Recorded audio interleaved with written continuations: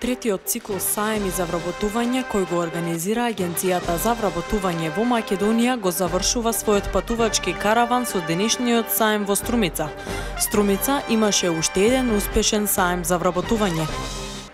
Градоначалникот на општина Доира не ја потпишал одлуката што Советот ја изгласа за одржување на референдум, а советниците за тоа дознале дури еден месец подоцна. Проектот на работа кај мама и тато на Евана се одржа во корисничкиот енергетски центар во Гевгелија.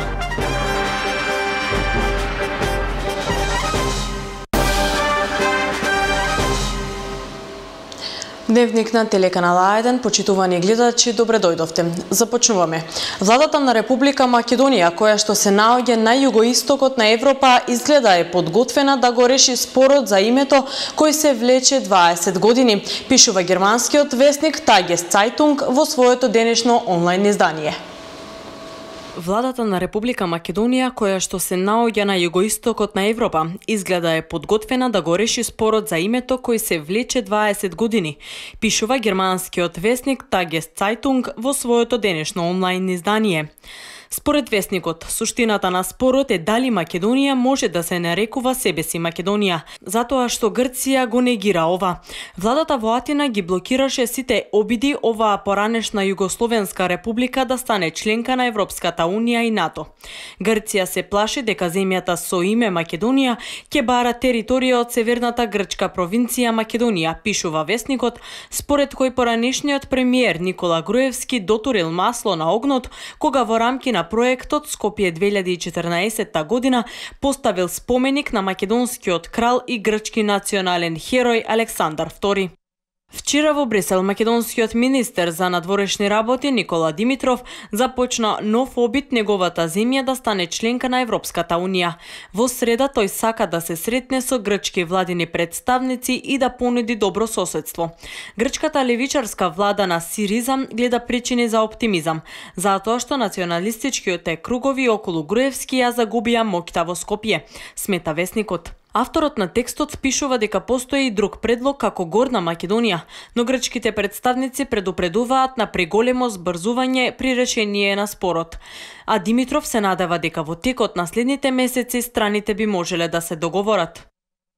Тогаш би требал да биде организиран референдум на кој македонците ќе треба да се согласат со новото име на нивната земја, а како што наведува весникот, доколку влезот во НАТО трае предолго, тогаш Македонија би можела да влезе со провизиорното име од Обединетите нации, а тоа е ФИРОМ. И додека дел од грчките медиуми пишуваат за притисокот Македонија да влезе во НАТО под референцата, друг дел излегува со наслови од типот Ерата на Груевски заврши.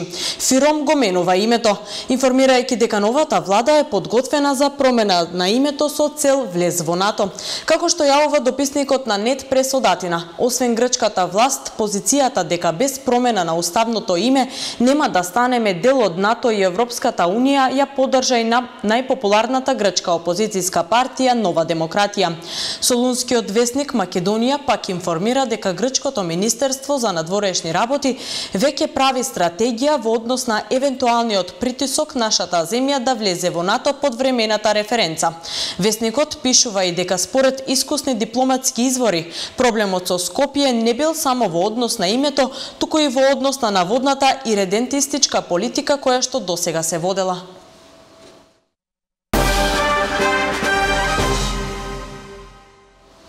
Продолжуваме со настаните од југоистокот. Третиот циклус саеми за вработување кој го организира Агенцијата за вработување на Македонија го завршува својот патувачки караван со денешниот саем во Струмица. Во присуство на директорот на агенцијата Владко Поповски, голем број заинтересирани граѓани и 30 компании кои се представија пред нив, Струмица имаше уште еден успешен саем за вработување. Струмица е еден од 6 градови ширум Македонија каде изминатиот месец Агенцијата за вработување на Република Македонија го организираше и спроведе третиот циклус саеми за вработување.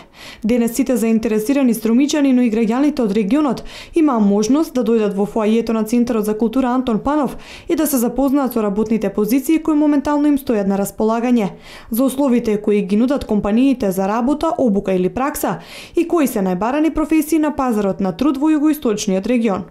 На вкупно 30 штандови денес се представија исто толку компании од различни области кои преку печатени материјали, но и непосредни разговори ги информираа присутните посетители за можностите кои ги нудат. Само од областа на градежништвото, трговија, производство, млекарите се присутни тука. Понатаму имаме Johnson Control или Adient, од областа на автомобилската индустрија, од областа на трговијата, значи ги поканивме компаниите кои што имаат реална потреба од работа и кои што реално бараат работници за нивните потреби. Предходниот сајм се покажал како доста успешен, а исти се очекувањата за денешниот. На сајмот во ноември 2014 година многу граѓани кои доставиле CV и покажале интерес за работа, добиле сигурно вработување. Искуството покажа дека од првиот сајм за вработување кој што се одржа во Струмица, имавме голем број на склучени договори и точно најдени работни места овдека на овој сајм. Се надеваме дека и во текот на денешниот ден ќе се повтори ова искуство и дека голем број од невработените лица ќе успеат да се најдат, да остават своји CV, да направат интервјуа и понатаму да си го решат проблемот околу вработувањето, но главен заклучок е дека невработените лица се помалку присутни во текот на денешниот ден. Се надеваме дека во текот на денешниот ден ќе дојдат тие, сите со SMS пораки се известени дека сајмот тече од 10 до 14 часоти. Очекуваме посет од страна на невработените лица и да ги посетат штандовите на работодавачите кои се во моментот присутни. За Агенцијата за вработување на Република Македонија овие сајми се одлична можност работодавачите и потенцијалните вработени да остварат близок контакт и да бидат чекор поблиску до нивното ново работно место. Компаниите имаат можност да се обетен кадар да нивните потреби, а кои носители што бараат работа ќе имаат можност да поднесат CV да бидат привикани на разговори кои да бидат проведени. Се надам дека денешниот сајм ќе биде успешен и да не да се работи како што ќе се работодавачите, се работените во Агенцијата за вработување ќе продолжи во стилот на директна комуникација со тоа што ќе направиме многу повеќе работни места и многу повеќе лица кои добијат можност за вработување и да работат. Во склоп на денешниот сајм беа организирани уште два пропратни настани: форум за работодавачи и инфосесија за млади. Со уште еден отворен ден во Скопје ќе се заокружи уште еден циклус сајми за вработување во државата. Градоначалникот на општина Доиран не ја потпишал одлуката што Советот ја изгласа за одржување на референдум, а советниците за тоа дознале дури еден месец подоцна, односно вчера. Па референдумот во оваа општина се откажа, а предлогот повторно ќе се најде на седница во понеделник. Најавениот референдум во општина Доиран по прашањата за отворање на рудници кои требаше да се одржи во предстојниот викенд се откажува. Градоначалникот на општината не ја потпишал одлуката што Советот ја изгласа за одржување на референдум, а советниците за тоа дознале дури еден месец подоцна, односно вчера. Во дел од медиумите вчера беше пренесен став на градоначалникот Борче Стамов, во кој тој вели дека откако на 15 мај заврши мандатот на локалната власт, тој повеќе немал право да потпишува одлуки. Со тоа одлуката е вратена на повторно разгледување на седница што ќе се одржи на 19 јуни. Со престанување на мандатот на советниците и градоначалниците на 15 мај, едноставно не можеше да се испочитуваат сите рокови за формирање комисии, за увид во избирачкиот список, за организирање на референдумот од Државната изборна комисија. Освен тоа, при донесување на одлуката за референдум, советниците не донесоа и одлука за прераспределување на средства од општинскиот буџет за организирање на референдум, вели Стамов во изјава за порталот mkd.mk. Дел од советниците пак, откако вчера се обратиле во општината и побарале податоци за избирачките места, дури тогаш сватиле дека референдум нема да има, односно по еден месец откако се изгласа одлуката на 12 мај, бидејќи никој до тогаш не ги известил. Инаку на вонредната седница одржана пред еден месец, Советот на општина Доиран едногласно се изјасни за распишување на референдум на кој жителите требаше да се изјаснуваат за прашањето дали се за отворање на рудници за металични и минерални суровини во нивната општина. Граѓаните на општина Богданци во неделата одржаа референдум по прашањата дали се за отворање на рудникот Казандол и дали се воопшто за изградба на рудници на нивното подрачје и во голем процент се изјаснија против и на двете прашања. Од Доиран се селиме во Гевгелија. Технолошкиот развој и модернизацијата придонесуваат определување за работа во енергетскиот систем, да се избегнат стереотипите и да се запознаат со начинот и текот на работа. Се дебатираше на проектот на работа кај мама и тато, која се одржа во просториите на Корисничко-енергетскиот центар на Евана во Гевгелија. Да ги истражат идните можности за работа, искуствено да поминат работен ден во работната средина за подобро да ги разберат обврските, одговорностите и работната средина на нивните родители, но и да ги поттикнат да размислуваат за својот избор на професија е целта на едукативната програма на работа кај мама и тато, која се одржа во просториите на Корисничко-енергетскиот центар на Евана Гевгелија. Преку експерименти, децата на околу 20 вработени се запознаа одблизо со дејноста на нивните родители, односно со работата на одделот за одржување на електрична енергија. Тук сум дојден да научам за струјата и како се, зашто ја користиме, од каде доаѓа. Знам татко ми дека работи. Ти што научи овде? За струја, как се поврзува и всичко. Сакам да работам у Евана. Зошто? Да знам многу паметни работи и така. И да знам да поврзам струја. Зошто дојде овде? Па да научим нешто повеќе за електричната енергија. Што научи денеска? И што сакаш да научиш? Дека се е поврзано со струјата и дека таа е најважна за... Не најважна, ама поголем дел се движи преку неја. Кога ќе пораснеш, сакаш да работиш во Евана? И да и не. Јас сум овде за да видам каде работи тато и да научам нешто за струјата. И што сакаш кога ќе пораснеш да работиш овде? Може. Задоволство од настанот кој се одржа истакна и останатите присутни поради можности и предизвиците кои ги увидоа и со кои се соочуваат родителите во текот на целиот работен ден. Очекувањата на подолг рок се дека многу од овие деца заради раниот пристап до информациите на работата во Евана ќе изберат во животот на професионално поле да се занимаваат со инженерство, електромонтарство и други профили од оваа сфера. Црвен крст од Радовиш во соработка со Институтот за трансфузионна медицина од Штип одржа крводарителска акција на која хуманите радовишани даруваа повеќе од 30 кеси со крв. Како што вели доктор Иванова, секоја капка крв е од голема помош за оние на кои им е потребна. Општинската организација на Црвен крст од Радовиш организираше уште една успешна крводарителска акција на која беа донирани повеќе од 30 кеси со крв. Хуманите граѓани оваа скапоцена течност ја даруваа во просториите на Црвениот крст, а како што изјави доктор Натали Иванова од Институтот за трансфузионна медицина од Штип, акцијата се одвиваше нормално и задоволни се од хуманоста која денес ја покажаа радовишани. Многу ме радува, денес имаме доста првократни дарители кои за прв пат дојдоа и даруваат својата драгоцена течност. Затоа ќе искористам оваа прилика да укажам апел до сите оние кои се уште не се го направиле тој чекор, а се чувствуваат здраво и може да даруваат крв, слободно може да дојдат и да дадат од својата крв, со која нормално ќе се спасат повеќе животи. Па имаше неколку мина кои поради здравствени причини, најчесто поради висок крвен притисок кој е сосема нормален на ова време, да бидат одбиени, меѓутоа не се некои посериозни причини поради кои треба да луѓето да не даруваат крв. Значи не се трајно одбиени, тоа се само привремено одбиени дарители, подоцна како ќе го изрегулираат тој проблем ќе можат повторно да даруваат. Таа истакна дека крв дошле да даруваат лица од сите возрасти, многу од нив за прв пат. Според доктор Иванова, крводарителските акции во Радовиш секогаш се успешни и на нив радовишени ги има во се поголем број. Дарувањето крв е добро за секој здрав човек, вели доктор Иванова, и смета дека тие треба да даруваат секогаш кога ќе бидат во можност. 23 млади сценаристи, продуценти и режисери од повеќе земји во наредните 5 дена во Охрид ќе имаат можност да соработуваат со филмски експерти од цела Европа, која важи за една од водечките европски програми за развој на филмски проект. Прилог од страна на нашите соработници од телевизија од Охрид. За прв пат во Охрид се одржува престижната професионална програма за развој на филмски проекти Midpoint.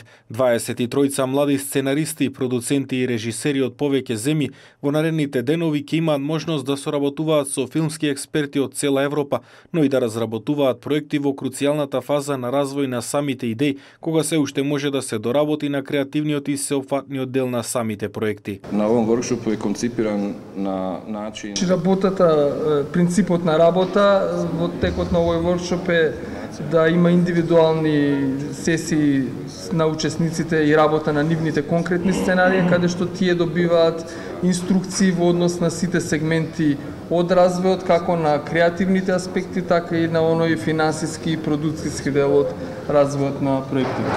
Во филмскog проекта Работилницата во Охрид ќе придонесе за континуиран развој на стратегијата за едукација на филмските професионалци и за промоција на македонската филмска продукција надвор од државата. Ова ги потврдува нашите заложби, пред се заложбите на Агенцијата за филм, континуирано покрај поддршката во однос на финансирањето на филмските проекти, континуирано да работиме и да ја развиваме стратегијата за едукација на филмските професионалци, што е многу значајно при создавањето на нови филмски дела, многу значајно од аспект да се создадат квалитетни филмски дела, потоа од аспект да бидат видени и што повеќе надвор од границите на Република Македонија, да бидат присутни на што повеќе филмски фестивали и секако прикажувани во што повеќе киносали. Дел од меѓународната програма на Midpoint е и македонскиот проект на режисерката Косара Митик и продуцентот Корнелија Ристовска, додека учество на работилницата во Охрид обезбедија уште 3 македонски проекти,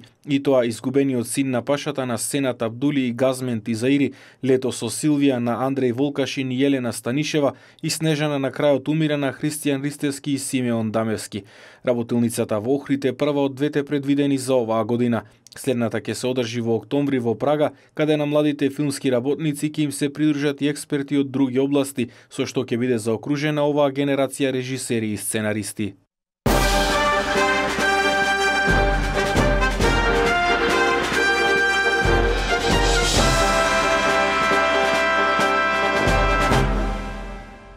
Почитувани гледачи, во продолжение настаните од светот, да ги проследиме. Првиот трамвај кој се движи без шини беше пуштен во употреба во градот во централно-кинеската провинција Хунан.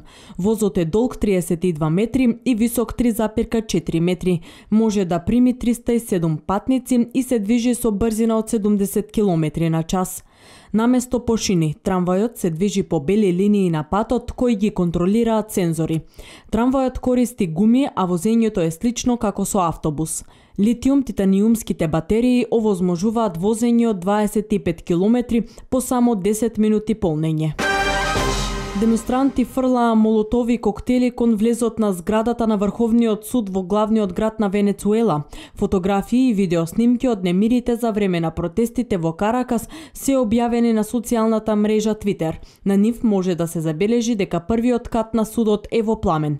Според некои западни медиуми, напад бил извршен и врз филијала на една од банките која се наоѓа на првиот кат од зградата. Безбедносните сили успеале да ги растерат демонстрантите со солзавец, а пожарникарските екипи го изгаснале огнот. Колумбија официјално призна брак меѓу тројца мажи, објавија локалните медиуми. Сакаме да го официализираме нашиот дом, нашето семејство. Досега не постоеше законска рамка што би не признала како семејство, изјави Виктор Уго, еден од членовите на таквата брачна заедница.